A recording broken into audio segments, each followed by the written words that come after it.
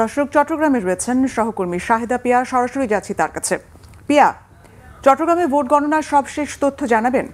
এর আগে যেমনটা বলছিলাম, আসলে চট্টগ্রামে যে 16টি আসন রয়েছে তার যে বিকেল 4:30টায় ভোট গ্রহণ শেষ হয়েছে এবং এরপর থেকে কিন্তু ভোট গণনা চলছে এখন পর্যন্ত। আমি এখন আছি আসলে চট্টগ্রামের যে জেলা প্রশাসকের যে সম্মেলন কক্ষ। চট্টগ্রামের যে 16টি আসন রয়েছে তার মধ্যে 10টি আসনে রিটার্নিং কর্মকর্তা চট্টগ্রামের জেলা প্রশাসক, সেখান থেকে আসলে ভোট যে ফলাফল সেটি ঘোষণা করা হচ্ছে এবং চট্টগ্রামের আরেকটি জায়গা থেকেও কিন্তু ভোটের ফলাফল ঘোষণা করছে। বাকি যে 5টি আসন রয়েছে সেখানকার, সেটি হচ্ছে চট্টগ্রামের এমএ আজিজ স্টেডিয়াম সংলগ্ন যে জিমনেশিয়াম রয়েছে সেখান থেকে।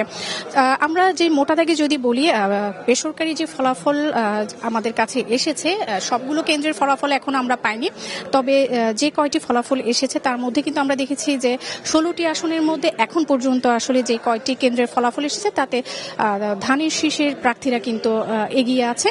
চট্টগ্রামের 16টি আসনের মধ্যে 14টি আসনের মধ্যে কিন্তু ধানের শীষের প্রতীকের যে প্রার্থীরা তারা কিন্তু এগিয়ে আছেন এবং চট্টগ্রামের যে আর 2টি আসন সেখানে কিন্তু দাঁড়িপাল্লা প্রতীকের যে প্রার্থী রয়েছেন তারা এগিয়ে আছেন। একটু যদি আমি একেবারে আসন ধরেই বলি, সেক্ষেত্রে চট্টগ্রাম 1 আসন অর্থাৎ মিরসরাই আসনে কিন্তু মোট ভোট কেন্দ্র ছিল 106টি, যার মধ্যে এখন পর্যন্ত 10টি কেন্দ্রের ফলাফল পাওয়া গেছে। তার মধ্যে ধানের শীষের যিনি প্রার্থী নুরুল আমিন, তিনি পেয়েছেন 10,139 ভোট এবং তার নিকটতম প্রতিদ্বন্দ্বী দাঁড়িপাল্লা প্রতীকের মোহাম্মদ সাইফুর রহমান, তিনি পেয়েছেন 6,496 ভোট।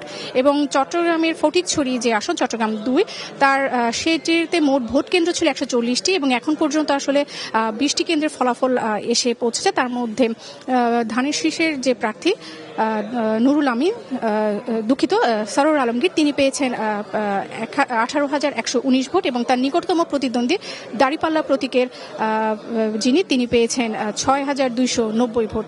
এবং চট্টগ্রামের যে 3 আসন সন্দ্বীপ, সেখানেও কিন্তু বিএনপির যিনি প্রার্থী মোস্তফা কামাল পাশা, তিনি এগিয়ে রয়েছেন। চট্টগ্রাম 6 আসন, চট্টগ্রাম 7 আসন, এই 2টি আসনেও ধানের শীষের প্রার্থীরা এগিয়ে রয়েছেন এবং চট্টগ্রাম 12 আসনেও এখন পর্যন্ত ধানের শীষের মোহাম্মদ এনামুল হক, তিনি এগিয়ে আছেন। এবং চট্টগ্রাম 13 আসনে, সেখানেও যিনি ধানের শীষ নিয়ে করছিলেন, নির্বাচন করেছেন, তিনিও কিন্তু এগিয়ে আছেন। এবং চট্টগ্রাম 14 এবং 15, এই 2টি আসনে দাঁড়িপাল্লা প্রতীকের যে প্রার্থীরা রয়েছেন তারা কিন্তু বিএনপি প্রার্থীর পক্ষ থেকে কিন্তু তারা কিন্তু এগিয়ে রয়েছেন। তো আসলে বলা চলে যে এখন পর্যন্ত যে তথ্য আমাদের কাছে আছে, বেসরকারি যে ফলাফল, তাতে কিন্তু দেখতে পাচ্ছি যে চট্টগ্রাম 16টি 14টি আসলে কিন্তু বিএনপি প্রার্থীরা এগিয়ে। এখন পর্যন্ত ছিল আসলে আমার কাছে এই পর্যন্ত সর্বশেষ। আপনাকে ধন্যবাদ।